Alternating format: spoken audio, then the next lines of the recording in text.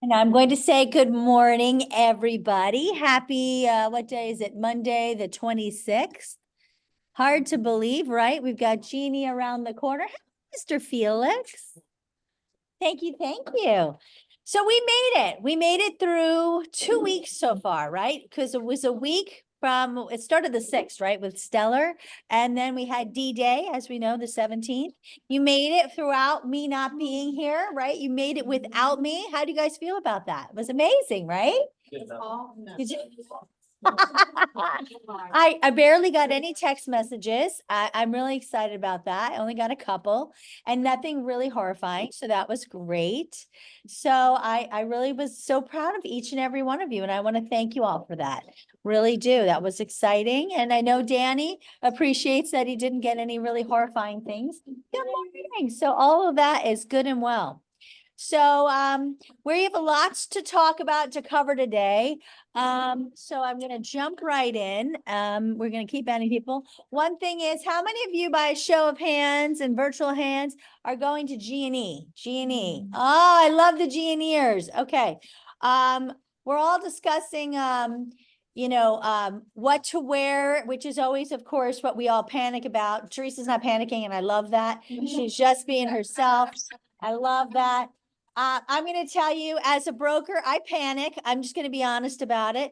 I'm going to say suits. I wear suits during the day, but I wear suits every day. You guys think I probably sleep in a suit? I don't. But, but it is business attire during the day at the meetings. And then in the evenings, it's God knows help us all. I don't know. Cocktail, but cowboy, but what? I don't know. I don't know. But it really is, most importantly, guys, it's be yourself. You want to dress to impress, really, to me, means dress professionally, obviously. We really want to make sure that we're doing our best to create connections. That's why we're there. We're not there, to be on the cover of Vogue. I love that, but there will be tons of pictures though. So just whatever you're wearing, make sure it fits comfortably, because I have seen too many people. I know people who had clothes made for G&E, and that was not a good thing because they didn't have it, opportunity to wear it before, and they were so uncomfortable. So here they went, spent all this money, had clothes made and all this stuff. And then I know, see, I was gonna. well, please don't do that. That's never going to be you. But, the point is, we're there to be ourselves and to make connections. And the last thing you want to do is feel uncomfortable that you're not comfortable in what you're wearing. So I just want to say, be comfortable in you. Yes, if you can add some cowboy bling, I'm going to try. Dang it. I bought the cowboy boots. Okay. But, just know that you're going to be yourself. You're going to be wonderful. And we're there to make connections. That's what it's all about, guys. So that's the best part of G&E. And anything you need, I'm going to be bringing my brokers there, and we're all meeting up, and we're all there to do business, right? To create more business. That's what it's about. It's really not about our wardrobe. We get caught up in the silly stuff. So I'm going to let that go from now. It's still going to drive me crazy because I'm gonna have Shandy help me because I don't do country. My sister's country, which is really weird, but I'm not. But at the end of the day, it's really about making connections. So let's just keep focused on that. Okay. All right, moving on. We've got lots to discuss. So I'm gonna just jump in. First, I'm gonna share a little screen, and I'm gonna share some things. I was at Florida Realtors all weekend. We had convention, and I just want to go over some of the facts. Florida Realtors is up. So all of this stuff saying, guess what this is going to do is it's going to take down our membership. Wrong. Membership of Florida Realtors is actually up. We are 238,000 members strong at present. Now, do I think that may change? Certainly, but it hasn't changed, not yet. Maybe next renewal cycle, but to date, no.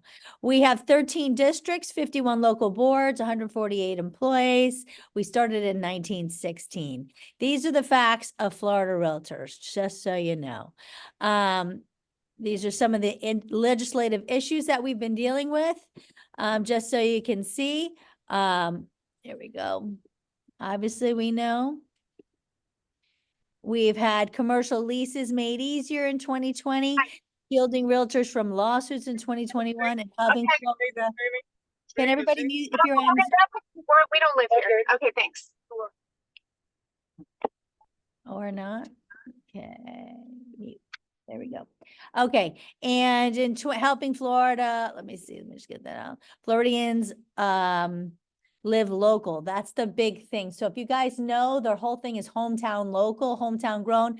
But Florida Realtors has created a huge new campaign for us to use. So I'm going to be sharing that with you through the moving forward. Some great new pieces for us to use, why work with a realtor, what we do for you. So that coupled with our Premier Sotheby's stuff, I think will be really great. So these are some of the things that we want to use. And so these are some of the Florida Realtors. There's more than 3 million users. We've got 12 million interactions on our website. We've got a lot of people. I'm going to tell you this too. All of the things that have been going on with the lawsuit, the number one, of course, obviously engagement of all the videos and all the pieces of information have been through NAR. Number two, throughout the nation has been Florida Realtors. So all of the information that's been put out, Florida Realtors has been number two. Again, if you're going to be watching the videos, if you're going to be watching how do we proceed, I want you to watch Premier Sotheby's first and Florida Realtors second. National Realtors, again, there's different states that have different rules. We are transaction brokers. We are not single agents. So if you look at things on social media and realtors are talking amongst themselves, God help us all, okay? Let me tell you guys, that stuff is not accurate. Don't listen to what other agents are telling you because they don't know. Maybe it's correct in their state, but it is not necessarily correct in ours. So please don't let the blind lead the blind. Oh, did I say that out loud? Yes, I did. Okay, so we have made it so far, but I'm going to tell you there's a lot of confusion out there and we know it. So I just want you to understand, so far the buyer broker agreement, we've had 12,119 students take the class through Florida Realtors. But again, we don't want the people taking the class through, they have the National Association of Realtors buyer broker class. We don't want you to take that class. It's beyond confusing because it's not transaction brokerage. So if you're going to take a buyer broker certification, only take a Florida Realtors, only take it through your local association. If you're going to take a buyer broker certification, do not take the free National Association one because it will confuse the heck out of you. Because it has nothing to do with transaction brokerage and it's completely different. So why take it to confuse you? Okay, so I just want you to be very clear with that. Our legal hotline is getting, look at that, 71,000 calls, 71,000 calls this last year. They're there to help you, but we are here. And I'm going to tell you, it's great that you guys have an opportunity that you can call us before you can call legal hotlines. Because what is the first thing they tell you? It depends, right? So we also have, that's the other thing I want you to know. They're also going to tell you different things. So it's going to depend on who you talk to. They're great though. And it is great to have them to be able to call, and their tech helpline is fabulous too. So I just want you to know, you do have these awesome resources through Florida Realtors. They are great, but always start here within Premier Sotheby's. Then go to your local association, Aura, and then if you have to, go through Florida Realtors. But please try to avoid going to the National Association of Realtors for anything buyer broker related, because it is not related to transaction brokerage. Does that make sense? Okay, so that's the first thing. The second thing I wanted to share that I got at a convention, this is from our economist. This is pretty cool. This is, hey Claire, out-of-state driver license exchanges. This tells us, look at this, this shows us by the size of the bubble, the feeder markets in 2024 year to date through June. And we can see where they're still coming from. Look what's just still huge. California. If we didn't know it, we can see it there, California. So if you're going to G&E, if you're not going to G&E, if you need to build your feeder market, you need to understand where are our feeder markets. This is a great slide, guys, and I have more of them. It tells us where year to date these folks are coming from. And our feeder markets have changed slightly, but not incredibly. Look, Texas is huge. I did not realize we had so many people coming from Texas. Really interesting. Of course, the Northeast is exploding as usual, right? But you know what has changed? We had some more in the Midwest before, and those have slowed down. Interestingly enough, can I tell you why? Not really. Maybe because it is no longer as affordable as it used to be to live here. Very possible. Now, I have other slides that break it down by county in Florida. And I can tell you that Ocala area are going to get more than, for example, Orlando or than Miami, where the price per square foot is much higher in our markets than Ocala, where the price per square foot is lower. Polk is going to get more from those areas, right? Does that make sense? Of course it does. So, but this is a great overall interest to our feeder markets because it shows us where we're getting. I thought this was interesting. Look at this one up here. Who knew that, right? I had no realization that we were getting so much from up there. But this is a fabulous market. This gives us a little bit more. The blue and the yellow kind of gives us a percentage of how it's changing. And again, this is 2024 to 2019, up 35% California. Isn't that crazy, guys? Texas is up 31%. 69 in Washington? Yeah, 69% in Washington. Does anybody know how expensive it is to live in Washington right now? It is absolutely ludicrous if you try to get a place to live in Washington. I know, because my son did a little stint out there. He did a summer internship just to get an Airbnb. Oh my gosh, was insanity. I could not believe how expensive it was. So, but it is interesting. Look at this right here, 45% up. This is what has changed since 2019 to today, year to date. What state? Arizona? No, which one? It's Oklahoma? Oh, yeah, well, there's, Texas. this is Texas right here. Does anybody know what state that is? Is it Arizona? It may be Arizona. You may be right. That may be Arizona. We need an No. actual map that tells us, guys. This is pretty It terrible. looks like, Kara, it looks like Colorado. Oh, thanks, Care. It's Colorado. Thanks, Care. We need a Coloradian to tell us that. Thank you, Care. Okay, Colorado, welcome. which makes sense because the prices in Colorado have gone through the roof, right, Care? So people are taking their equity and running here. There you go. Yeah. Now, interesting, we still have a majority of people coming from the New York area and the Northeast, right? But the percentage that has increased is only 19%.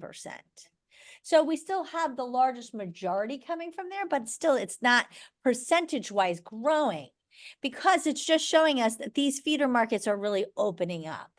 Right? Does that mean we shouldn't be marketing to this area? Heck no, we're still getting the largest amount of people from those areas. But what it is showing us is that these areas are tremendously growing. These are our new feeder markets, guys. So this is really important for us to pay attention to. Do you like these? These are fabulous, right? Yeah, so this is some stuff I just wanted to bring to you.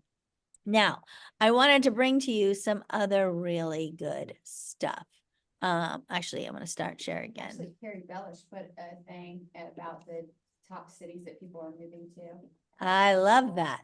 Well, I think we can use these, and actually I'm going to talk to Claire about creating some really good things from that as well with our customers to see where they're coming from. Okay, so I had a really great opportunity while I was gone, and then we're going to go into some Q&A, guys, today too. Don't worry. So today's going to be also a day of Q&A, but what I really want to talk about today also, before we hit our Q&A, is this little doohickey of fun. Compensation agreement. Seller's broker to buyer's broker. Now, you all remember when we first began this whole fun before August 6th, I said, when my whole team put this in your folder, if you have a listing agreement and you should be all ready to go, you can go ahead and send this immediately to anybody requesting, are you offering compensation? You guys recall that? Okay. Then we had some situations arise this past week of fun where, as Emily laughs because she was part of the situation, where we're just going to use numbers that may not be accurate. Okay. I'm just going to throw out a scenario. Well, let's say the home is listed at 600. Let's say the seller was offering a 3% co-broke. And let's say we put this out saying that the seller was offering a 3% co-broke and the offer came in at 550. Let's just use those numbers. We're using this as a hypothetical. Okay, guys? Now, let's say, presuming the same scenario, that in the listing agreement, this is our listing agreement. We had selected 6. We had selected A, 10A, and we wrote 3. Okay? We're going to go with that. So because of that, that's why we had chosen, right? Because the seller, let me go back to that one really quickly because I was very quick and I want to be a little bit more thorough here. The reason we sent out that compensation agreement is because it says seller authorizes broker to offer compensation to the buyer broker. The seller authorized the listing broker to offer the compensation. See that? Where this one B, which nobody's going to select because it's stupid, the seller authorizes the broker to offer compensation to the buyer's broker from the seller. That's why that would be seller to buyer's broker. You see what that's different? Not the seller authorizes broker to offer compensation to buyer's broker. It doesn't say from the seller because it's included in here 6. If you had selected B or C, where there was no offer of compensation until it came into the offer, that would be where you would do this separate agreement. Just want everybody very clear because these agreements right now are a little bit confusing, I find, for people. And that would be seller to buyer's broker. Are we clear on that? It's not included in number 8. We would have written 3. We're only collecting for our listing side. So guys, at the end of the day, it's all on the HUD. Either way, the seller's going to pay for it. It's just, where's it coming from? What bucket? You guys understanding that? Okay, but it's also a little bit of a liability thing. It's like, are we held liable for it, or is only the seller held liable for it? Okay, you guys clear on that? All right, so let's go back to our scenario that we were selecting a 6% in 8 and choosing 10A, where we are offering compensation as per normal of 3%. So we had elected in this scenario to fill out 3, and let's assume we signed it and sent it off. Okay? Okay, so are we allowed to sign that? or Yep, can we can sign it. You can sign it instead broker, because broker? yep, because it does say right here, broker or authorized associate. Let's say you did this. I'm just going to go ahead. We're going to work through a scenario, okay? You send it off. The offer comes in. The offer is not, we said 600, it comes in at 550. The seller now says, I'll consider your 550. I'm going to stop the share for a second. I'll consider your 550, but I'm only going to consider it if you go to 1%. Okay? Now, can the seller do that? Let's talk about this. Who thinks yes? Who thinks no? That's what I thought. But even at the top of that thing says fully negotiable. And commission is negotiable, that's the Yeah. rule, right? Thank you. So here we go. Commission is fully negotiable. So here you go, guys. In this scenario we had with Emily, that's so special agent. I had other words, but I'm going with so special. Whose Hey, we're wife apparently was a broker. Why we figured it care out about now, that? though, but we Yeah, figured it yeah. out Okay, now. but that's so special agent. Wanted to know what was in our listing agreement. If we selected a 10A or 10C or 10B, and my response is, what's in your buyer broker agreement? Right? Because let me ask you this. Can I have a piece of paper and a pen? Yeah, thank you. Oh, no, I don't want to use your thick paper. That's not good. Yeah. Hold on.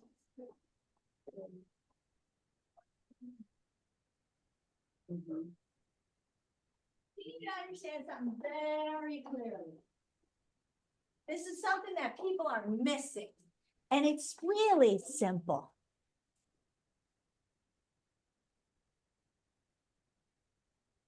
We're gonna go with those numbers, 3%. If the seller's offering 3% and your buyer's broker, let's just pretend, has 3%, right? Let's admit. Can the listing agent ever get 6? Kenny, does anyone think he can get 6? Yeah. No. Oh, sorry. No, that's okay. That's what this question's about. Oh, yeah. The buyer's broker can only get the maximum of what's here. Of what they've agreed of. They can never get any more. So whether the seller's gonna pay it, the buyer's gonna pay it, the seller's gonna pay 1%, the buyer's gonna pay 2%, it doesn't matter who's paying what, when, where, or how. The only amount the buyer's broker's ever gonna get is, A buyer's. no, the buyer's broker. 3%. Is he ever gonna get less? No. No.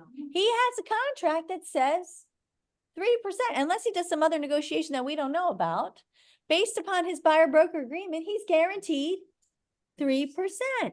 Y'all with me? Yes. Okay, so does it matter if the seller says, listen, our home is 600,000, and at 600,000, I'll pay 3%. But now the guy says, well, I don't want to pay because I don't want it in my mortgage. So I come in, I want a mortgage of 550. And so I'll pay 1%. That means you're going to pay 2% in closing costs, which is not in your mortgage. It all washes the same. Is the buyer's broker getting paid 3%? Yeah, does anybody see that he's not? He's getting paid 3%. It's just where the buyer wants to pay it. Is everybody with me? Yeah. It doesn't matter. Because everything is negotiable. Are y'all with me? So I had the opportunity to corner Joanna Watkins, head legal counsel for Florida Realtors. And I said, Joanna, can I go through a scenario with you? Because I want to make sure I'm 100% clear on this. And I went through this very scenario with her. And she said, Carrie, it's 100% negotiable. If you had that agreement signed, you signed it and you sent it over, it says on there, nothing is set until closing and everything is negotiable. So there's 2 things you can do. One, I'm going to share my screen. At the time when you're deciding what you want to do, if you had sent over that first agreement, this buyer broker compensation agreement, the next thing you can send over, which I can send in there, but I think it's going to confuse the heck out of you guys, so I don't probably recommend it. Modification to compensation, seller's broker to buyer's broker. And now you just simply modify to what's been agreed upon. At the final Where was that form? executed, it's under Florida Interactive Forms, and I can add it to the folder. We can go that route. That's one route you can go. The other route you can take is you can send over, there's 3 routes you can take. The other route you can take is when you send over where's my listing folder? Thank you. Sometimes I just go a little too fast, don't I? Seller. That should be seller's broker.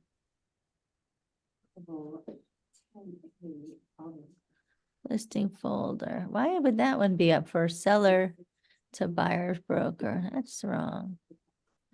Well, either one you send over, you don't sign it. You could send over a compensation agreement not signed that way. Or you Then could, You send it signed after you have the. then once contract. it's signed, once the contract has come to agreement, then you sign. What happened to the compensation agreement? Then why is this sellers to buyer broker there now? It's like somebody changed my compensation agreement. What in the world is happening? People are changing things. That's correct. It's just titled. No, but this one is wrong. This is seller to buyer's broker, isn't it? Oh, no, seller's broker to buyer's broker. Thank you. I need to have my coffee. Hold on a moment. That's so much better. Okay. Or you can put in here, under other terms, compensation referenced above is contingent upon submission of executed by a broker agreement. Oh, what is all this? Within 5 days of accepted sales contract confirming authorized payment is subject to reduction in the event the buyer's authorized compensation amount is less. I don't know what they put in there. You could also add is subject to a full offer. Compensation agreement is subject to a full offer. Barry, Yes. I saw something on, come across email the other night Mhm. that said they were going to be adding this because we're going to be requesting after 5 days, the actual contract. Budge put it out to make sure we're not overpaying the buyer's broker. So great news. So I he talked to may have Joanna Watkins added about that. that too. I talked Okay. to Joanna about that too. Budge may be adding that. So here's the thing. We can request it. They don't have to give it. Okay? Because that's like them asking us for our listing agreement. We certainly don't have to give that. So the reality is there are new forms coming. Woo, new forms are coming. So I haven't even, guys, I'm telling you stuff I haven't told Budge yet. So I meant to write it, but it was working really late yesterday and I'm tired.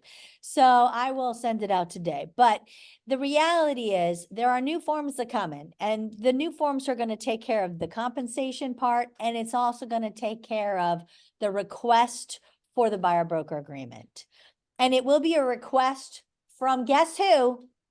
The title company. Because it is the title company who should be requesting the buyer broker agreement. Because they're the ones who are going to be paying out. So that's great news. So that is coming. Now, the other great news is, according to Joanna Watkins, if there is an overage payment, so in Emily's case, the seller, for example, let's say, or in that case we used, is offering 3. And let's say the buyer side, their agreement said 2.5. Now, we all know they could have modified their agreement to say 3, but let's say for whatever reason they didn't.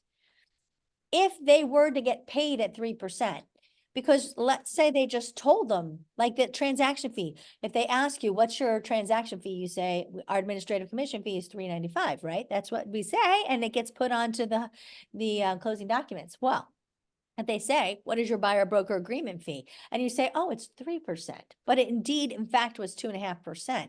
That violation would go to the buyer broker. It would not go to us. Because we only paid out what we said we would pay out. The one who was in violation is the one who accepted more than their agreement was.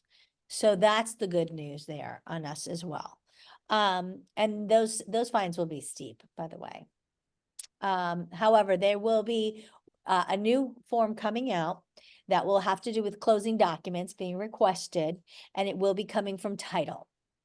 The other thing, they are modifying our offer forms to include compensation to get rid of the confusion on buyer broker, seller broker, these forms that we're doing, because they know they're confusing. So that is they already went to our forms committee. They already were worked on during this convention. They've already been voted on. So look forward to seeing those come up very, very shortly. The other thing that I wanted to share with you is, let's say, another thing I went over with Joanna. In this instance, we had 3% commission. Buyer broker had 2.5% commission. Let's share our little agreement here. Right? And let's go to our listing agreement, shall we? Maybe we shan't. Okay, let's try. And here it is, exclusive right to sell listing agreement. And currently we have selected 6, right? And we put under 10, check 3. But the co-broke buyer broker agreement only says 2.5. Now, I brought this up on numerous occasions. Who gets the half? So I asked that to Joanna Watkins, and you know what she said? It's unclear.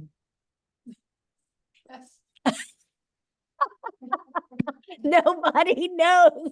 The documents don't give any wording as to, does the brokerage get it?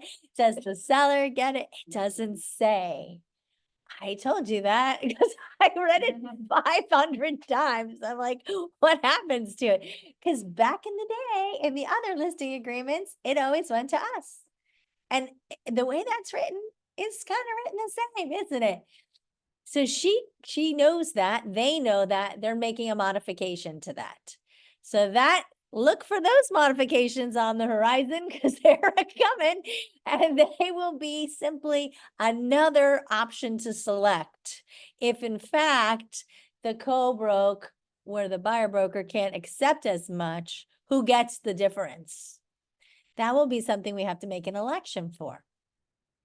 Super fun, but they're aware of these interesting problems. So I want you to know that all of these things that we've been seeing, they're aware of.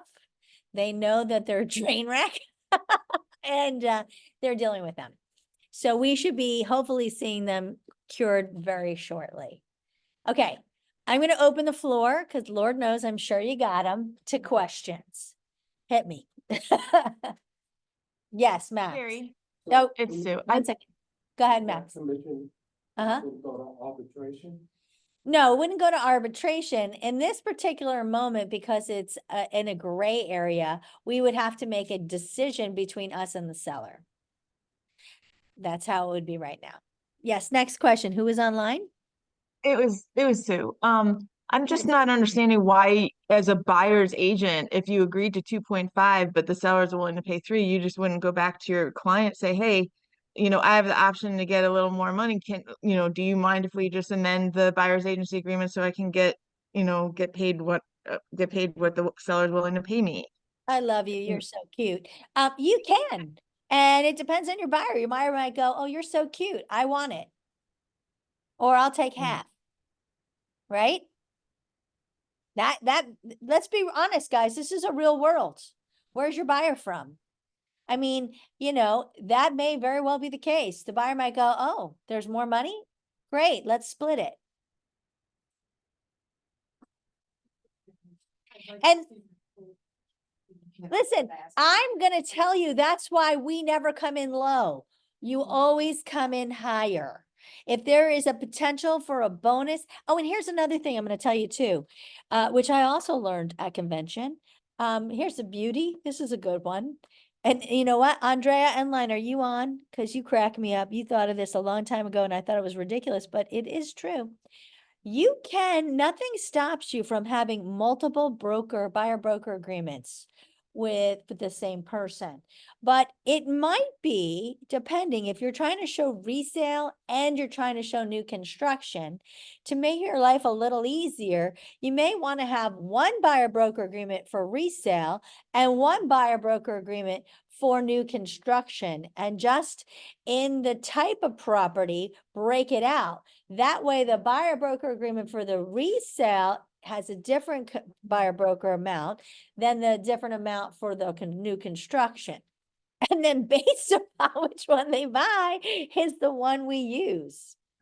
How would you want that amount, like a potential bonus from the construction? I would tell you, I would go, I would go up to a certain percentage. You know, if you go under other and write a bonus amount and then you're wrong in the amount, I would go up to a percentage and then you could always word down.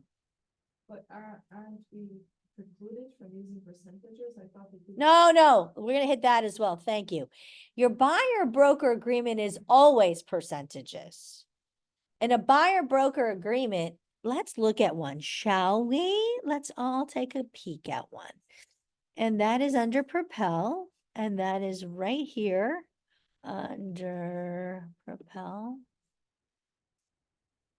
And let's go under our new wrap stuff. And let's look at buyer list. Oh no, that's the wrong one. Let's go under here, buyer broker agreement. This right here under the buyer broker agreement, right here, the broker fee is a percent. So if they're offering a $5,000 bonus, you would. I would up the percentage, figure out what the $5,000 bonus would be, up the percentage, and that way, if it ends up being less, you know, you can't get paid more than, but you can get paid less than. It doesn't have to be detailed out that there's a bonus and this. No, because remember, you can always get paid less than. So if 4% comes out to be 20,000, but 3% plus a $5,000 bonus is 17, you're fine. You can get paid less than, but you can't get paid more than. That's why I'm telling you, go to a higher percentage and then you'll be covered with the bonus. Yeah, but if you try to figure in plus this bonus or that bonus, you know, what if they're That's different? why I have this one just for new construction. Yes. Here, I'm not trying to get 6% off of everything, but in new construction, they normally offer bonuses, that's why. Other new construction properties. Will we need to go back and have our buyer initial that we're only going to take Mm. 7, that they won't be responsible for the rest? You can, if you want to put down here, you can say under additional terms, will be willing to take as much as the new home construction person will be paying. You can put that under additional terms. Sure, right. Because we know you're gonna get paid from the builder. Don't write that on the residential one, but because who knows if you're getting paid, right? But on the builder one, you know you'll get paid if you know where you're going. It just seemed like if we were like having them sign that they would pay us a purchaser 3%, that they would have to make up to the 3% if we were only being offered the 2.5. Correct. Or, so they would have to do that, or we would just renegotiate with them. No. If you have a resale and you say you're paying me 3% and the buyer, the No, seller, I'm the buyer's agent. yeah, you have a buyer, you said my professional fee for service is 3%. 3%. I'm the seller, I'm only offering 2.5. That's all you can get out of me. Sorry, your buyer, great news, only has to pay 0.5%. Okay, but from what I was hearing before, I thought you were saying that if like the seller, like the new construction was asking for. You're talking about new construction versus resale. So new totally construction is Different, I'm saying you can write a separate, but it would have to say in the terms that you'd be willing to take less if. you could write in the new construction one alone, if you'd like, under additional terms, you can take as much as the new construction builder will be paying, if you want to, or not. I would suggest not. I would just tell them I'll modify it to whatever the new construction builder would write, and then modify it upon agreement.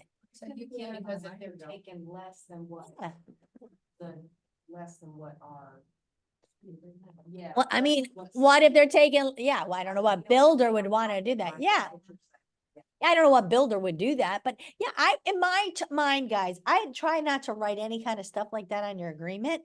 I would verbally tell them, listen, if they're paying less than this, I'll be happy to modify that at the time of agreement. So would you have to modify that before you turn in the contract? It doesn't matter. It's your buyer broker agreement has nothing to do with the Okay. builder, Okay. has not, because remember, But you'll be asked for it from. closing. But you're Mhm. saying, does it need to be dated prior to the contract? It's already Yeah. dated, your agreement. You're already in a buyer broker relationship.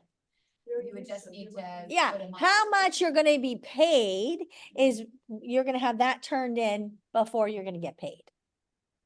And that, the final notification right before you get paid is what is going to be.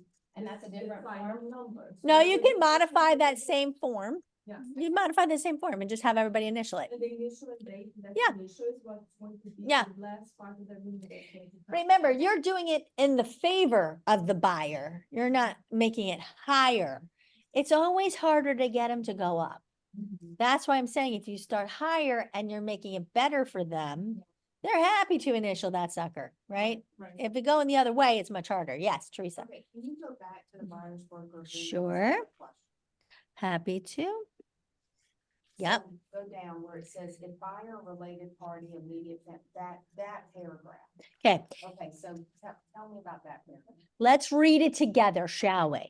If buyer or related party, immediate family member, entitled or trust in which you have interest, enters into agreement to purchase any property within however many days you make this, following the expiration or earlier than the cancellation, the buyer shall pay the broker their fee upon the closing. So that, okay, let's keep reading. The broker fee shall be in US currency, so no crypto, sorry, and paid at the time and as a condition of closing. The agreement shall act as escrow instructions for payment for the broker fee.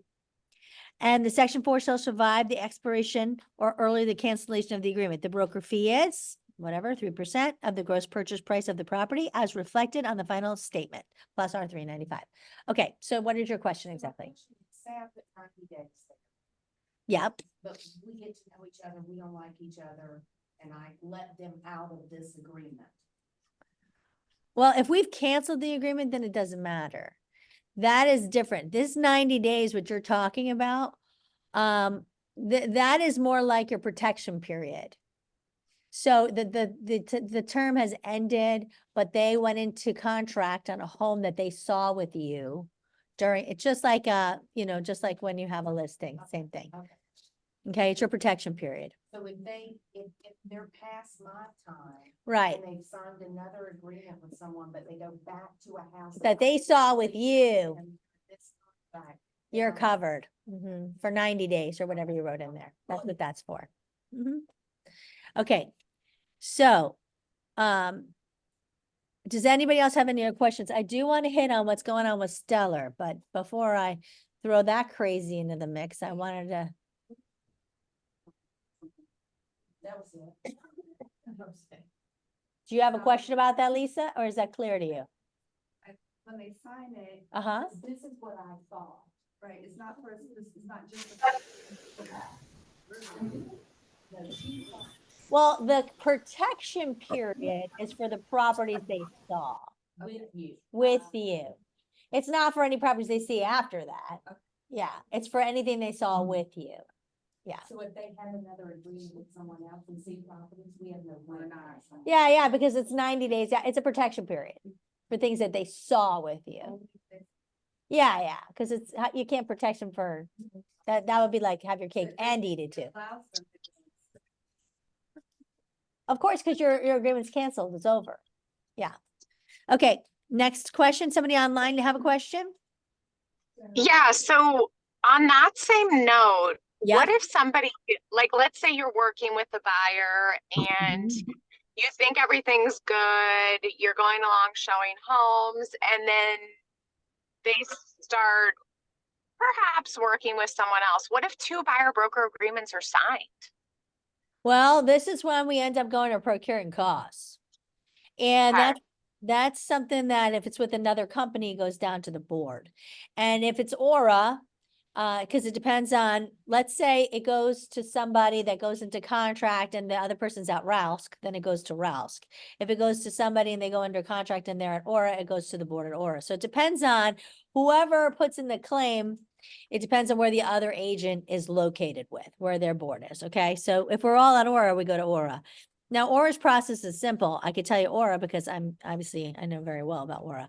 At Aura, we require mediation first before any arbitration, because we're slammed.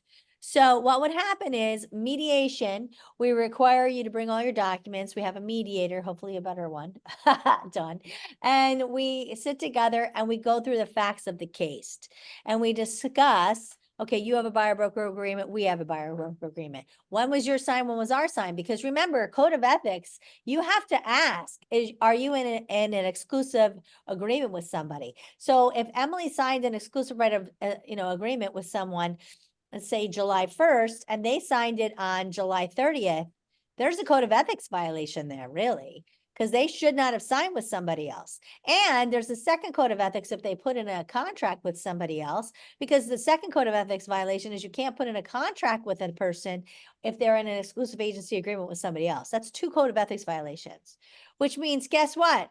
After procuring costs, we're going after you for code of ethics too. So get ready, because it's a double whammy, my friend.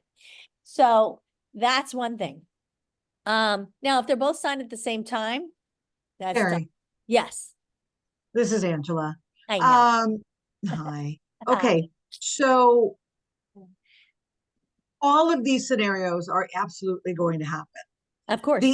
The issue is, and I think the previous advisor that spoke was like, are we liable? Because we're not, if we're asking all of the, and this is me, if I ask you, Carrie, you and I are going to work together. Yep. And you're like, I can't, because this is what they say. I can't remember, maybe I signed something, but I want to work with you. So I don't care what that says. I want to work with you. Yeah. Listen, I'm not going to go and ask them to take an integrity-o-meter, because obviously What? they're going to do they're going to do what they're going to do. Yeah. And then if the other agent comes to me, that's not my worry. Right. I'm not going to make it my worry. I'm going to say to them, some do, some don't. So what next? And So I'm sorry, but these things are all going to happen. And I can't correct me if I'm wrong, I can ask all of these questions, but at the end of the day, I'm not responsible for who tells the truth and who doesn't. Please answer me that. absolutely right. Now here's 2 things. Okay. One, they could lie or they could not remember. Now, if they tell you they're in an agreement, they have to get out of that agreement. But if they're like, oh, no, I'm not in agreement, and they're lying, that's not to your fault. Now, we've seen that case before at the board. Trust me, this isn't the first time. And we're going to see a heck of a lot more of it now. But there's a lot more than a buyer broker agreement that goes into procuring costs. Okay, there's actually 5 things. And one of them is abandonment, another one is estrangement. So there's like, who has spent the time with them? Why did they choose to go somewhere else? Like, there's going to be a lot of other things that go into what made you get the deal done and not the other person. So trust me, the National Association of Realtors actually has a whole checklist that means what makes you think you have a procuring cause case is, can you follow these checks? Are you strong in your case? And if you can't follow any of those checks, then you shouldn't even be filing a procuring cause case. So it doesn't only mean a buyer broker agreement. Trust me, there's a lot more that goes into it. So to your point, realistically, if you're the one showing on the properties, you probably have a much better chance at the procuring cause than the person who dropped them. We've seen cases where both people have been showing properties at the very same time, and in which case they ended up, sharing the commission. We may get that too. So we can't expect everybody, to be able to know what's going on in the mind of the buyer, but all we can do is our very best. Now, hopefully, and I can only say hopefully because I've seen the system, hopefully Stellar will start to institute the system that I've seen where when you have a broker buyer agreement, you have to file it with Stellar. And then you can look up and see if they have another agreement, have they worked with other buyers. It's an amazing system. Trust me, I've seen it. And I think that probably we will see that forthcoming. But until that comes, it's going to be a bit of a bumpy road, guys. I'm not going to lie. So to your point though, Angela, no, there's a lot more that goes into procuring cause than just a broker buyer agreement. So don't panic. But yes, obviously we're going to ask the questions, right? Are you in an exclusive relationship with someone else? Are you dating someone else? Okay. Are we allowed to ask them to see a copy of it if they don't understand it? Absolutely. You should definitely ask him to see a copy of it, Dawn. No, I wouldn't call the agent. I know, well, I know. Ariana, you don't want to call the agent because if you're talking to their customer, that could be construed as a code of ethics violation. So I'm like, so then you have to rely on the buyer. You have to let the buyer, well, no, you have, okay. Guys, the question was, the question was, can you talk to the agent who has the other agreement? The answer to that is don't do that, because that could be construed a code of ethics violation because you're talking to the customer, because they truly are a customer because they have a broker buyer agreement of the other person. So what you need is that buyer to end the relationship appropriately with the other person. And yes, it may or may not happen. Well, the problem is because these broker buyer agreements, not everybody's using Florida Realtors. A lot of people like us have created their own. We don't know what the process is per every brokerage to end their broker buyer agreement. Yes. Just have an affidavit signed by the buyer saying, I hereby declare that I have formally terminated my agreement, and that this. If they have terminated their But agreement. they're fine.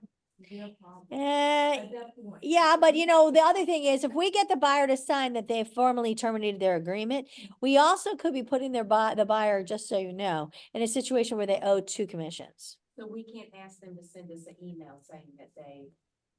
I mean, listen, we can do all of those things. I'm not saying we can't. I just want you to be very clear and understand. At the end of the day, the buyer could be stuck paying 2 broker buyer agreements. How do we cover our?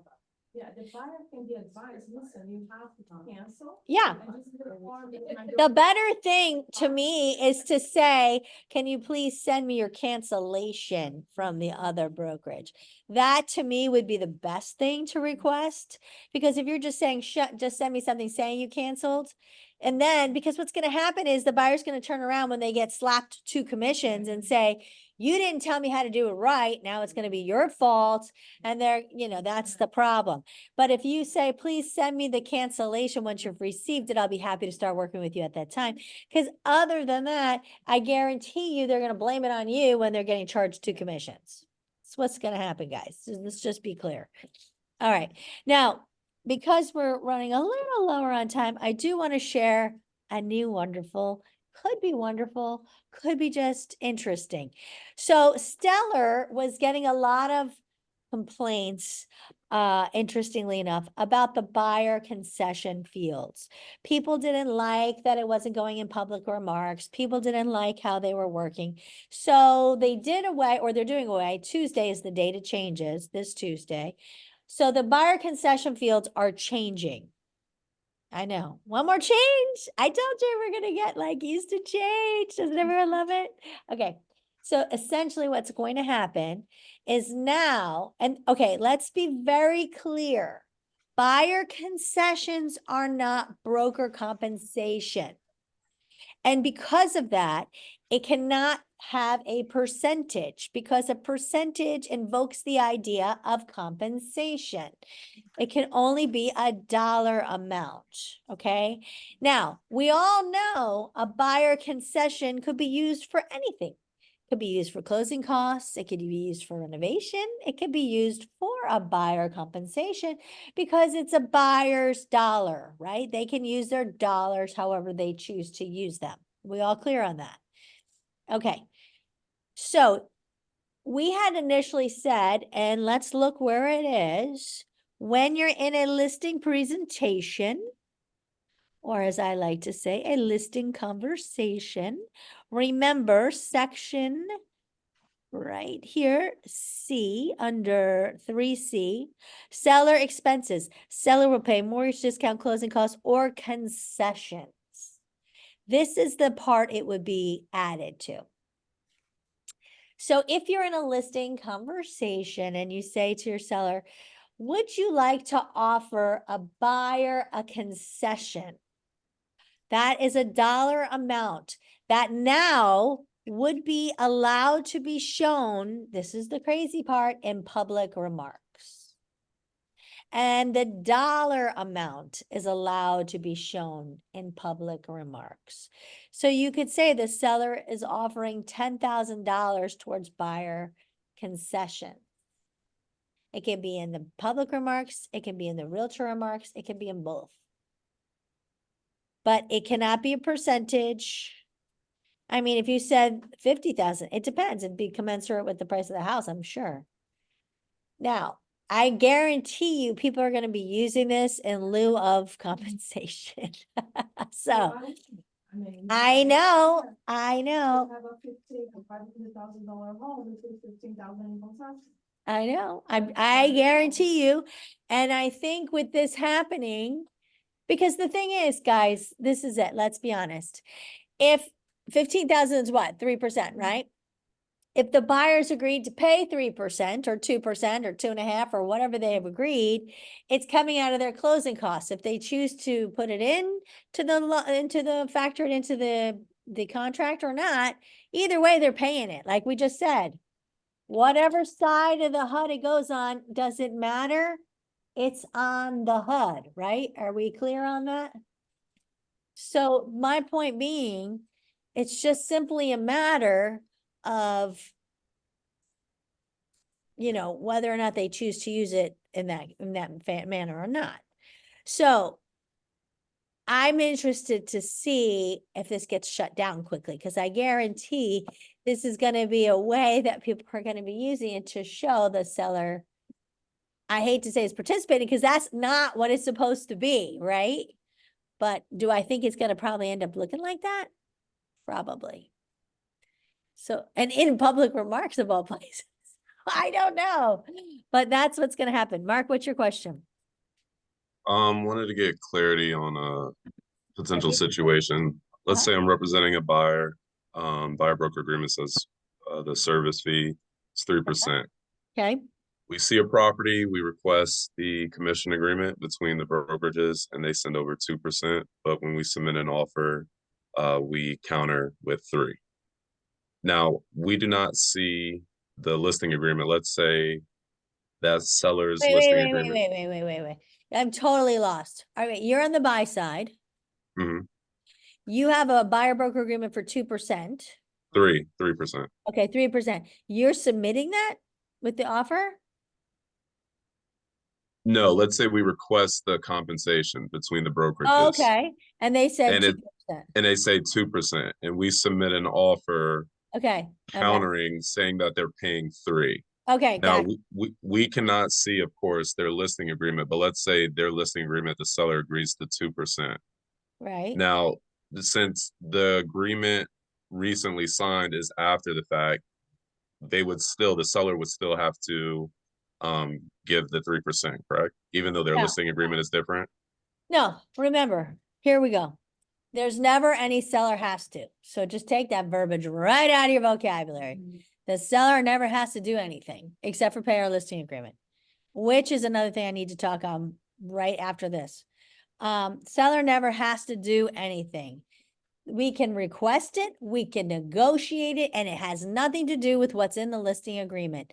It is complete, the co-broke is completely negotiable. If they had in 3, if they had in 5, if they had in 20, it doesn't matter. It's not any business of ours what was in the listing agreement. It's completely negotiable. So you put in whatever your buyer has suggested and wants to put in that offer, and you hope for the best. But you, as an agent, cannot get paid as an advisor any better than 3%, because that's what's on your buyer broker agreement. You got it? Got it. Okay. Okay. Now, one more thing, guys. This is important, and I have to make sure we're very clear on that. You know how we always said, okay, Mr. and Mrs. Seller, we're going to do our listing as we already discussed, 6%. Put it in the top here, 6%. You've already told me that you would like, of course, for my services, we're 3%, right? And you'd like to offer the co-broke 3%. That's what you shared with me. But as I've mentioned, to help you out, if I happen to represent the buyer myself, Carrie Prieto, not Premier Sotheby's, Carrie Prieto, I will reduce my commission to 5%, right? We talked about that. You need to be very careful now. I don't want anybody writing it that way anymore. How we are going to write it is, great news, Mr. and Mrs. Seller, because I'm going to be representing the buyer. I will be happy to discount my buy side for you. So now it will be 5% in total because 3% is on the list side, and I will be discounting the commission on the buy side to 2%. But how do we write that? Do we still write it the same in our listing? No, you're gonna say, if Carrie Prieto represents the buyer and brings it to a successful closing, the buy side commission will be reduced to 2%, bringing the total commission to 5%, 3% on the list side, 2% on the buy side. I will help you with that. I will probably put it under clauses. I'll get you in 1 second. The most important thing, guys, is you understand, we need them to understand the list side is not changing. It is not flexible. It is not negotiable. The only thing we're touching with that is the buy side, because you're representing the buy side. Emily. Could it be negotiable if you have some big thing come up, or is it set in stone? Yeah, but that's not the point. Okay. We don't want them to know that. No, no, I was just asking you as a back note. I'm not. Yeah, The yeah. The Yeah. other question was, would we be penalized as the buyer agent for? Oh, because it's still 5. It's a total commission. Yeah. Okay, I just heard your verbiage is saying Carrie Pareto, not Sotheby's. So, It has to be Carrie Prieto. If it's Sotheby's, that means any agent in here, advisor, any so you're saying advisor. that Yeah, not- because if you say Premier Sotheby's, that means that Shandy brings a buyer. Now she's only going to get 2%. Yeah, okay. You have to say your name because otherwise you've just killed it for everybody. Yeah. Is everybody clear on that? Yes, Felix. There's a form though that we can give them at the listings to say, if I'm Felix Lopez bringing you the buyer, Uh-huh. then that's my fee for the buyer side, right? Compensation for that. I think you read it right in under other terms. No, you write that in additional terms. That's if you have the listing and you're going to do both sides. Isn't that a clause? That's a clause that we can just put in. I have to add it as a clause, but I have not added it as a clause, but I can. I thought it was in there already. No, it's not. Already. What you're thinking about a clause, guys, everybody's confused. You're thinking the clause, Mr. and Mrs. Seller, you don't want to offer a compensation. But if on the off chance somebody wants to put in an offer and they're not represented, do you want me to let them go or do you want me to represent them and you'll give me more for my commission? That's what you're thinking. And that is the clause that's in there. This is not that. This is, you are offering a co-broke, but I'm going to give you a discount because I'm going to represent both sides. Follow me? Okay, everybody good on that? So I just want you to be very careful. We would always write beforehand that we're just bringing the 6% to 5%. But in this new world, because everything is negotiable, if we say everything is negotiable, now they're thinking the list side is negotiable. No, no, no, no. Let's be clear. Not everything is negotiable. Our list side is not negotiable. We are telling you this is our professional services fee. Do you want to work with us or you don't? That's where it's negotiable. You can choose to work with me or not. Now the co-broke is completely negotiable. What do you want to offer them, right? Where it's negotiable is you can work with me or you're not. I don't really care, right? Do you want to sell your home or you don't? Do you want to get the highest average sales price, Millionaires Row? You want to have sold it for the highest price ever? Because that's what we do. But if you don't want that, go work with somebody else, right? It's fine. I mean, I thought you wanted the highest price, but maybe not. Okay, no biggie, right? That's the difference, okay? That's where the negotiation comes in. Work with me or don't. This is what my fee is. Your choice. That's the negotiation. But on the co-broke, it's completely negotiable. So Got we it? need two clauses. And that's it, one for the non-represented buyer. One Yes. for the buyer that you're going to be representing. Correct. That's only if you choose to give them a discount if you represent both sides. If you don't want to do that, then you don't have to worry about that. I just want you to be very clear that you're not just bringing down the total commission, because then also too, what happens if that buyer falls out? Now that they think, oh, well, isn't the commission lowered? No. But everything's negotiable. And it's because they have this whole, well, everything is negotiable thing in their mind now. Let's not confuse them. Only the co-broke side is negotiable. And I was helping you on the co-broke side, but nah, the list side is not negotiable. It's either you work with me or you don't. That's negotiable. Are we all clear on that? Okay. Any questions? Yes, Miss Flavia. So now that we have the new thing with Stellar, Yes. when you're going to do our listing presentation, isn't that an advantage to just say that let's just do a higher concession because everybody's going to know and you're going to be much more competitive than to just go by percentage? Kind of is, and then you don't have to deal with this whole co-broke garbageola. I mean, yes. Yes, because then they say, are they offering a co-broke? No, they're offering a buyer concession. I mean, you know, I mean, It seems to me like it's much more. kind of like California, what they're doing. Yeah. Right there. It- But I That's, don't think it's going to fly. I don't know. We'll see. That's why I'm wondering, because it's, It goes against the. of course. I mean, that's why they're like, it's a dollar amount, not a percentage. I know, I'm racking my brain about it. It's like, I know, it seems so kind of counterintuitive to the whole lawsuit, so it's just, it's shocking that they're allowing it in public remarks. If they are, why should we not take advantage of it? I mean, we can try it until they shut it down, Yeah, right? but I think we just need to get used to doing it the way we are gonna have to do it. You know what, It's guys? something that's allowed though, and it's allowed by Stellar, and then if we don't do it, Everyone others else will will be do it. Yeah, and but then you think about it though, if you're doing, if you're using that in that manner, and you say, okay, $15,000, and that's based on 500,000. Well, then you're gonna get an offer and it's gonna be less than that. But it doesn't matter, it's all negotiable. Well, and it's Everything is almost like, negotiable. like commission by 2%, and you're going to tell your seller, listen, we're going to offer 3%. We cannot write 3%, but we can write 15,000. And they are going to do the math and figure that out, because it's a way for us to advertise the commission legally, because they're allowing us to do it. I mean, Flavia, I can't argue with your logic. I kept like thinking through this thing myself. As I from the hear law ya. standpoint, it gives me pause though. I know. So, I agree. settlement. When I think about the lawsuit, I think that's crazy because it does. Can they hold it to it, cause it's in Stellar? Can they hold it to it? Carrie, I don't know. Good question. See, that's what Yes, would make me a little nervous.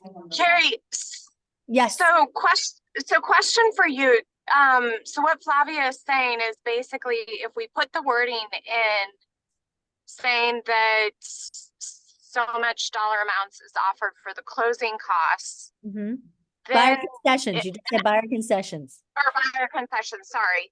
And it's hard to kind of hear when we're Yes. listening, but I think what she just said is that if you put it in the buyer concessions, then it's more straightforward. But I think it sounds like what Teresa said was that what if we get a lower offer and now all of a sudden the seller doesn't want to offer that amount? Are you saying then, Carrie, it's negotiable, or isn't, if it's in the MLS, is that like the holy grail? Like, oh, well, Nope. it was in writing. Doesn't matter, it's Okay. all negotiable. Everything is Okay. negotiable. Remember, guys, the MLS is not the holy grail.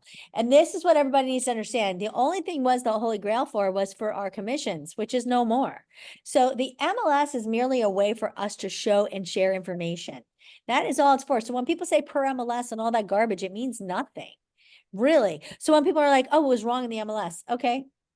And as long as we've given you the right information before the deal closes, it's really irrelevant.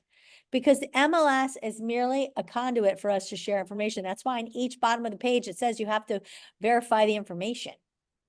Because they know information is wrong in there all the time. Because it's only as good as the information of the person that put it in there. So the point being, everything is negotiable until it's on a contract. That's why I tell you all the time, watch your contracts. Make sure that if something's supposed to convey, it's on there. Like a washer and dryer. If you think it's going to come with a washer and dryer, it better be written in because it's not on there under the wording. If you think that Ring doorbell's coming, it better be written in because it doesn't say Ring doorbell. You know, if you think that chandelier is not going to convey, it better be written in under exclusions. So those are the little details that better be in your contract, because it doesn't matter if it showed a chandelier. It doesn't matter, because if it's actually under exclusions, it's not coming. So that's the point. Well, it was shown in the MLS. It doesn't matter. It's excluded on your contract. It's all about what happens on the contract. So you people, oh, well, that's shady. It's not shady. It's called negotiation. That's the point. You guys have to be really, really on your contracts more now than ever. So that's the point. With the MLS in this case, we as listing agents putting that information are just say, and we're just showing the willingness of how much. Absolutely. Up the seller is up to going, so. Exactly. You know, a leg up as far as just already bringing all these buyers. Yes. Already have that information of having to call, whatever. Flavia just said, putting it in the MLS like that is just showing the willingness of the buyer, and it takes away the need for the agents to make the phone call. So it kind of takes away your negotiating power as a selling agent. Not For your really. listing, you're kind of showing your numbers. Not really, because think about it, if you had your commission in the MLS, it was the same thing. And if you had Just your, a thought from me, but it really doesn't matter. If you put your commission in the MLS before, wasn't it the same thing? That's just a roundabout way of doing the same thing as you did. Yeah. before, It's really, guys, we don't know how this is gonna work. Honestly, to me, But it doesn't come. true. I mean, the fact that they're putting it in public remarks, that means Zillow will show your buyer is offering 15,000 on a $500,000 home. so if you end up representing the buyer because they came from Zillow, does that take away from your commission? What do you mean? I don't know. I'm getting myself confused. Yeah, no. Again, remember, just because they said the buyer concessions are 15,000, you put in an offer on a 500,000 home for 450, guess what? Those buyer concessions are gonna go away. Yeah. They're gonna be gone. I Pam, guarantee. this is Angela again. Hey, Angela. Hey, so guys, my feeling is that if they put that in the remarks, the buyers are going to immediately reduce that off the price of the home, and you're still going to have to negotiate your commissions. So me personally, I will not be using that little buyer concession piece because I know my sellers. And if it's a buyer concession, the buyer's gonna want it. No matter what we think it's code for, the buyer's not privy to our code. I'm sorry, Carrie, educate me if you think that's gonna be something else. I think that a lot of agents that are newer in the industry, that's gonna be very appealing for them to see that and will wanna show homes. I think that's what it's gonna work for. I think, a lot of agents that are newer in the industry don't know what to do right now. Don't know how to show homes, don't know what homes to show, and I think that will be like a beaming light in the, in the MLS. "Ah, I can show these homes." Now, to your point, yeah, the buyers are gonna think it's for them, but it doesn't really matter, guys. Again, to my point, to go back one feet over, if they have a buyer broker agreement, they're getting paid regardless. So, yeah, well, however the buyer uses it, doesn't matter. If they have a buyer broker agreement, they're being paid. Right? So if the buyer's already agreed to pay them 2%, 3%, whatever the buyer agreed to pay them, it doesn't matter. That's my point. If they have a buyer broker agreement that says I'm paying you 3% and the seller's saying they're paying 15 grand or whatever in your scenario, they can say, look at that, you're already getting 15 grand, I'm covered. So that's my point. It does give them a feeling of security. It's like that security blanket. To your point, they could take it away, they could lose it, but it doesn't matter for the agent's point of perspective because they still are getting paid. So yeah, I agree with you, Angela. It's going to disappear. The buyer's going to want it for themselves, but it doesn't matter for the agent's perspective. They're still getting paid. They don't really need to negotiate their commission because they negotiated on the front end with the buyer. And if they didn't do a good job for that, it doesn't matter. They won't get paid any more than that. If they haven't learned to do it there, they're never going to get paid no matter how much the seller was going to give them. That's the point. I just think there's gonna be a little learning curve between. Oh, that one. But also with the customer. Yeah, there's gonna be a learning curve with them to educate them yeah. to. I think by the time we that's not educate the the customer, smart way to- that thing's gonna be gone. That's what I think, but because I think NAR is gonna be like, what are you doing? I don't even know how that got passed, to be honest. But let's see how it goes. I think I honestly, I love the idea because it really is like, I mean, the fact that it's in public remarks, if it's just realtor remarks, I don't really care. The fact that they put it in public remarks, to me, it's like, I don't see how, I think DOJ is gonna shut us down like tomorrow is truly he's gonna start on Tuesday, Wednesday, we're gonna have DOJ shutting us down. That's what I think, but we'll see. I mean, that's what I think is gonna happen. It's not a joke. Stellar's doing it. That's what I'm saying, because it's just like, it seems like the whole thing's about the commission on me. I know. I don't understand it, guys. Trust me. I'm so deep in this, and for me to see that, I'm like, I can't even tell you how shocked I am. When I saw that, I read it like 50 times before I even submitted it, but I'm like, nope, this is happening. So, okay, here we go. Here we go. But yeah, Carrie, yes. correct me if I'm wrong. Sure. So I see this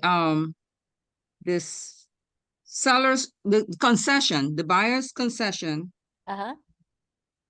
to put that on 3C, Uh-huh. if the seller is not paying the buyer's broker any commission. Is that correct? Well, hold on a second. Let me be with you. So you're talking 3C has nothing to do with commission. 3C. No, it doesn't have commission. The concession, the Yeah, concession. that That's the concession, concession. that's the concession field. If you wanted to show up in public remarks, that's the dollar Right. amount right there. So if I put $50,000 in that concession, Yep. then I'm go back down to 8. I don't really necessarily, not 8, 10. Or all the Well, way down, in down. Flavia's point, right? Mhm. What she's trying to do, right? She would put in her scenario, she'd put 15,000 here. She would put Correct. her 8.3 and she would put 10C. Correct. Okay, that's what I was trying to Yep, that's understand. Okay, that's what all right. Flavia was doing. I got it. Yeah, that's exactly what I'm thinking. Okay, In her scenario, and her made up scenario, exactly. okay, I Yeah. got it. Mhm. Now, we're not saying that's the way to go because honestly, I think by Wednesday this will be gone. But I mean, Flavia is an attorney. Do I have any other attorneys on? Do I have Jojo on? Jojo's an attorney. I have a couple attorneys on my team. I mean, if you just think about it from an attorney perspective, knowing the DOJ, I don't know how they're gonna let that go. If it shows up in public remarks. If it was realtor remarks, I don't think they care. Public? But they already broke down, the purpose is to decouple. I know. buyers and sellers. From So the they already- MLS, now they it's already going. have a separate agreement. I So know. the argument is that concessions are different and can be used to any way people want. So to maybe use it. they'll like it. But the final result is the same. I know. I don't know. Well, we'll see, guys. We'll see how this goes. But it's interesting. It's an interesting idea. Listen, guys, the good part about it is if it works, how much easier is it? How much easier is it, right? Because the truth is you have a buyer broker agreement. And the point in fact here is where you need to be strong in your negotiation as buyer's agent is on that buyer broker agreement. That guarantees you're getting paid. Okay. And the point in fact is how the buyer wants to pay it. That is how it works through the negotiation, right? If they want to try to work it into the price, if they're offering it in seller's concessions, fabulous, right? That's my point. So it doesn't matter though. Either way, the buyer is going to pay it. Are they going to pay it in closing costs? Or are they going to pay it in the price of the home? They were always paying it. I don't know how we are missing that fact. Buyers always paid it. Some of the arguments now are when they're looking at, comparables. And then they're saying, oh, we should get it this for 20,000 less because this included the commission in that comparable. Well, let me ask you that. So are they going to be all paying in their closing costs? No, they're still negotiating it in. So if they're negotiating it in, it's still adding it to the price. So how is it going to be different? Yeah. right? But yeah, so they're trying to, no, I'm saying that they're trying to offer less because they're saying that they're paying that. But they're not paying it because they're still negotiating it in, right? Yes, I mean, if they can, if they're not, but I'm saying that is the reason that a lot of people are coming with a lower offer. But they're still negotiating in the commission. They're doing my cake and eat it too. Yeah, exactly. That's what they're doing. They're full of There's just gonna garbageola. be a lot of- They're coming in at a low offer and they're adding for concessions. That's a bunch of garbage. Because if that was the case, then they should say lower offer, not asking for any commission. But they're not. They're asking for a lower offer and commission. They're just trying to play the market. It's ridiculous. And they're not gonna get it. Because we are not in that instance. And even we're like, oh, well, we have a surplus of inventory. We actually have some inventory. We're actually in a more normalized market. That doesn't make it a buyer's market. It just makes it a little more normal. Be happy you have some inventory to go in on. That's all it is. But it doesn't mean a seller's gonna give away their home. And if the prices go down at all, it would just make it a little bit more normal. But sellers are still already so ridiculously high. I mean, a little drop would make it a little better, but it's still too high. I mean, we have priced out our market from first-time home buyers. Think about that. Yeah. First-time home buyers cannot afford to buy in our market. They can go afford to buy in Ocala, but they cannot afford to buy in Orlando. Maybe Polk County, right? But they can't buy here. So this is my point. But I know what you're saying, but Yeah. that's not what I'm seeing. I'm seeing them come in low bid offers and asking for money. Yeah. That's what I'm seeing. Yeah. Okay. Anybody else have any questions? Sorry, went over, but I hope you all got something from today. Are you all scared? No. Because you're all doing good. You are so much more prepared than what we see out there. I mean, honestly, we've talked about people who are like, September, what is so big about August 17th? Scary. So have you bumped into those people out there yet? Scary. So yeah, there's a lot of fines out there, guys. And the broker buyer agreements, they'll be starting with those fines. I actually heard of someone who put in, we love buyers. And they said instant violation. That's what I'm saying. They just wrote, we love buyers Where'd they write in realtor marks. that? Oh, I know. Yeah, we love buyers. We love buyers. And they're listing and now luckily they didn't let get me guess, charged they them. put an emoji. Just kidding. I don't think they had the emoji. Little hearts. Hashtag Crazy, right? Yeah. and three exclamation So there's, Harry? yes. Three hearts. I want to thank you so much for your training because there are a lot of confusion out there and people do not understand what's going on. It's really, really, I've heard a lot. So thanks a lot for staying on top of this. Thank you, And Barbara. I appreciate you. Well, I also wanted to bring up really quick as we're heading out, but there is a new community and I don't know if we want to try to go to it before or after oh, I'm in the wrong inbox. Before or after we go to G&E, but it is called Vision, I think. Let me see if I can find it here. Let me see where it is. Did it go into my? Yes, it is a new community. I met them. It's friends of mine, actually. Do you guys remember Louis Roman? He used to be part of our team. He went back. He had a little baby. Yes. That's sweet. Yes. Well, he actually moved into back to the builder and he's with a community called let's see if I can see it. It's called Vision. Of course, now I can't find it. And I wanted to take us all there and to do like a meet and greet kind of thing with the builder, but I don't know if we want to do it next week or do we want to wait until after we're back? Anybody have thoughts on that? Okay. After we're back? Yeah.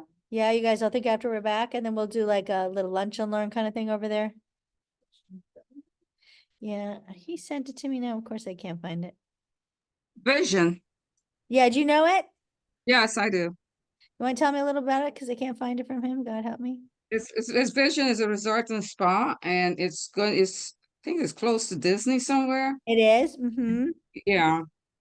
But it looks very interesting because I did see Roman there and we spoke about it. So big Um with an S. it's Yes. called Vision. Vision. More than one division. Yeah, sent it to me. Of course, I can't find it. I just have the flyer. Yeah. if They're he's- townhomes. Townhomes, what's the price point? Do you see it? The studio's gonna be starting at around 500. Condos. You know, that's the studios. And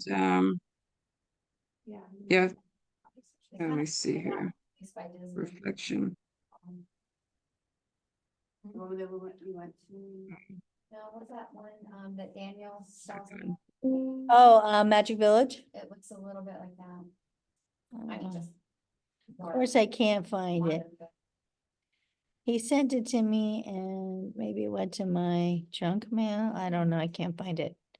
Is it Airbnb property or? Great question. I sent it. There are gonna be some Airbnb properties there as well. Oh, there are? Yeah. Sent you an email. I think in phase 5 or something like that. IPT. Okay. So I'll set up a lunch and learn for all of us, but you want me to set it up from when we're back? So I will set it up for, let me take a peek. How about Monday, the 16th? You guys want it then? Monday, the 16th? We'll all, no? Why? Where are you? Oh my gosh. I'm sorry. You all want to do Monday, the 18th at Visions? Everybody good for that? Monday, the 18th for Visions? Monday, the 18th of what? Oh, Monday, okay, I'm lying. Wednesday. Monday, the 16th. You're not gonna be there? 16th. Yeah, I thank you, Barbara. Very tiny on my screen. Monday, the 16th, yeah? That sounds good to me. I don't know about everybody else. You guys want a breakfast or a lunch? Like 11 or 12? 11? Okay, so I'll do Visions and I'll set it up. So we'll do like 11 to 1? What do you think, 11 to 1? Yes. Okay, I'll set it up with them. All right, guys. You guys have a great rest of your day and we'll be seeing you soon. Thanks for jumping. Oh, and if you have not sent your certification link, please send it. Because let me be frank, I know, those of you who already sent it, I don't know, I don't have the master list. No, you probably won't, because I can't see it. It's supposed to come from our. What is supposed to come from you? That's the email said that was sent it to you. You're gonna give us something. You were gonna send it. See, the email said we had to send it to you. Remember I sent you a copy of the email I sent to you? Yeah, did a link and mention. Yes. Well, I will be I don't even know what I'm supposed to send you. I will get a big thing from from the team saying who's been certified. So I will let you know, but I'm waiting to get that. So, all right. Thanks, everybody. I know I have to do some, Yeah, send the link. training. Make sure you watch all 4 and I send. have to watch them all. I Okay. was gone. I need to watch them all. Sounds good, Barbara. Okay. Okay. Bye, everybody. Bye.